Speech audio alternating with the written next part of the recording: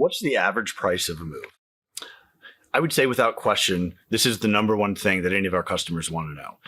It's interesting what can affect the cost of a move. Some moves can simply be cost prohibitive.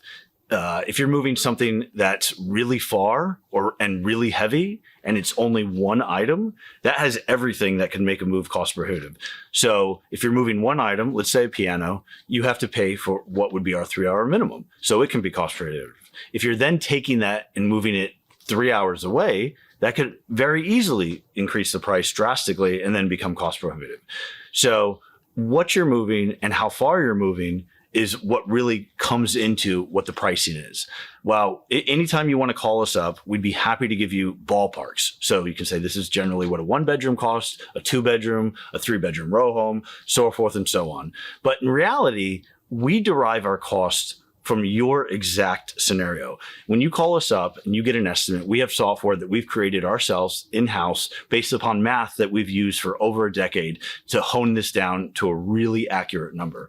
We're so confident in that we're the only company in America that I know of that offers any type of guarantee on our hourly pricing.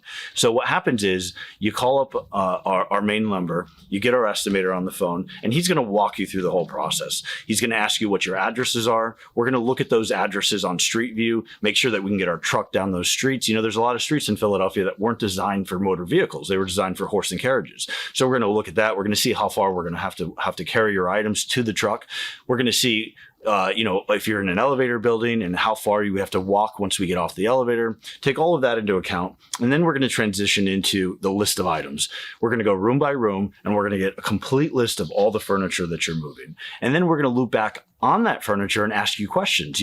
Does your couch recline or have a sleeper bed inside of it? What size is your bed? Does it have a headboard and footboard? We're going to get all those kind of questions answered. And then we're going to send you a one number estimate that isn't a variable. In other words, a lot of companies will send you an estimate that's a range, 3 to 6 hours. It's not even uncommon to get an estimate that's, if you want to call it an estimate, of simply they say, hey, we're sending 3 guys out and this is the hourly rate and this is some other fee that we're associating with it. You have no idea what it's going to cost. We do give you a one number estimate and then we back that up with a price lock guarantee.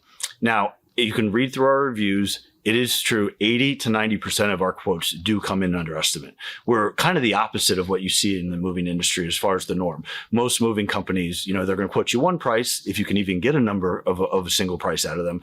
And then it's generally going to be higher than whatever that price is. It could be because they're underestimating the time, or it could be because there's all these fees that you wouldn't expect. We've seen fees for stairs, fees for pianos, fees for long carries, fees for wrapping your stuff. We don't do that. We have super simple pricing, the hourly rate and our truck and transit expense. Only 2 fees. Those are the only mandatory fees we have on our general moves. So we're going to quote you what those prices are. You're not going to see anything but those 2 fees in that circumstance. And then generally we're going to come, like I said, 80 to 90% of the time, you'll see a lower number when it's all said and done.